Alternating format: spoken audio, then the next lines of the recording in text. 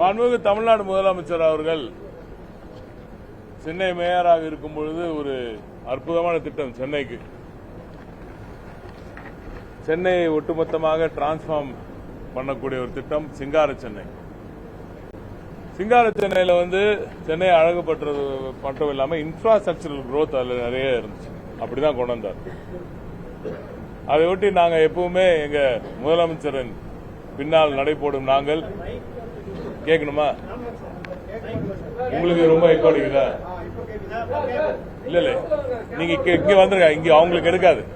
நீங்க வேணா இப்படி வந்துருங்க மின்னுக்கு உட்காந்துருங்க. இப்படி வந்து உட்காந்துருங்க.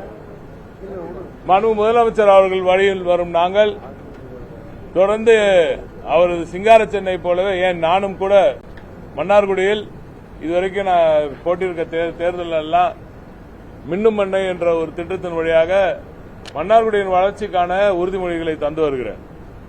அந்த வகையில் சிங்கார சென்னை, மின்னும் மண்ணை, அந்த வழியில் கோவை ரைசிங் என்ற இந்த தலைப்பில் கோவையின் அடுத்த கட்ட பரிணாமத்துக்கான அடித்தளம் இன்று நாங்கள் இடுகிறோம். திராவிட முன்னேற்ற கழகத்தின் தொண்டர்கள் எதை சொன்னாலும் அதை நிச்சயமாக செய்து காட்டுவார்கள் என்ற நம்பிக்கை மக்களிடம் இருக்கிறது. அந்த வகையில் கோவை ரைசிங்ல முக்கியமாக நகர்ப்புற உட்கட்டமைப்பு மற்றும் நிர்வாகம், சமூக கட்டமைப்பு மற்றும் சுற்றுலா, போக்குவரத்து வசதிகள், காலநிலை மாற்றம் மற்றும் நீர்வளம், கல்வி மற்றும் திறன் மேம்பாடு, தொழில்துறை என்று இதை கிளப் பண்ணியிருக்கோம். சிறு சிறு கிளஸ்டர்ஸாக. மெட்ரோ ரயில் திட்டம் ஏற்கனவே 10,000 கோடிக்கு மேல நாம் நமது தமிழ்நாடு முதலமைச்சர் அவர்களின் அறிவிப்பின்படியே, அவரது தேர்தல் வாக்குறுதிப்படியே நிச்சயமாக அமைக்கப்படும் என்ற அந்த அறிவிப்பையும் அவர் கொடுத்திருக்கிறார்.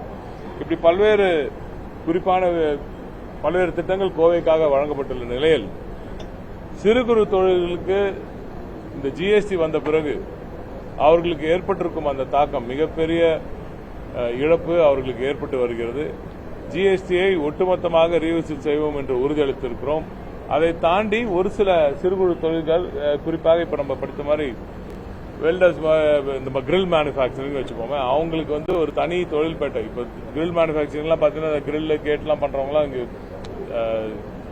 கோவைக்குள்ளேயே பல இடத்துல சிறு சிறு கடைகள் இருக்காங்க. அவங்களுக்கெல்லாம் ஒரு தனியா ஒரு சிப்காட் மாதிரி, அங்க தனியா சிப்கோ மாதிரி அமைத்து அங்கே அவர்களை நகர்த்துவதற்கான வேலை.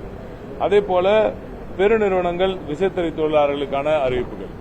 அதே போல நமது MML மல்டிமோடல் லாஜிஸ்டிக் பார்க், பல பெருநிறுவனங்களுக்கு ஒரு ட்ரை போர்ட், ஒரு லாஜிஸ்டிக் பார்க் இங்கே இருக்கணும்ன்ற கோரிக்கை நீண்ட நாட்களாக இருந்து வருகிறது. அதற்கான தேவை வெகு விரைவில் நிச்சயமாக தீர்க்கப்படும். 3000 நாட்கள் ஆச்சா? 3000 எவ்வளோ? 3000 நாட்கள் மேல ஆச்சு. 3500 நாட்களுக்கு மேல ஆயிடுச்சு. ஏற்கனவே அவங்க ஆட்சிக்கு அவங்க ஆட்சியிலிருந்து வெளியே போகிறதுக்கான அறிகுறி இன்னைக்கு டெல்லியில அவங்க ஆவணங்களை எரித்து அதையும் காட்டிவிட்டார்கள். 3500 நாட்களில் அவர்கள் செய்யாததை இன்னும் ஒரு 500 நாட்கள் வேற தேவைன்னு கேட்பது எந்த விதத்தில் நியாயம் என்று மக்களே கேட்கிறார்கள். ஏனால் அவர்கள் கேட்பதில் எந்த நியாயமும் இல்லை. அவர்கள் செய்வதற்கான தகுதியும் அவர்களுக்கு இல்லை. இதுவரை அவர்கள் சொன்னதை செய்ததாக சரித்திரமும் இல்லை. எனவே நிச்சயமாக செய்ய மாட்டார்கள் என்ற அந்த எண்ணம் மக்களுக்கு இருக்கிறது. திராவிட முன்னேற்ற கழகத்தை பொறுத்தவரை நாங்கள் இதுவரைக்கும் சொன்னதை எல்லாம் செய்திருக்கிறோம் என்ற அந்த டிராக் ரெக்கார்டு இருக்கு மக்கள்கிட்ட. எனவே அதை பார்த்தார்கள் என்றால் யார் மேல நம்பிக்கை வரும் என்றது மக்கள் முடிவு செய்து கொள்வார்கள்.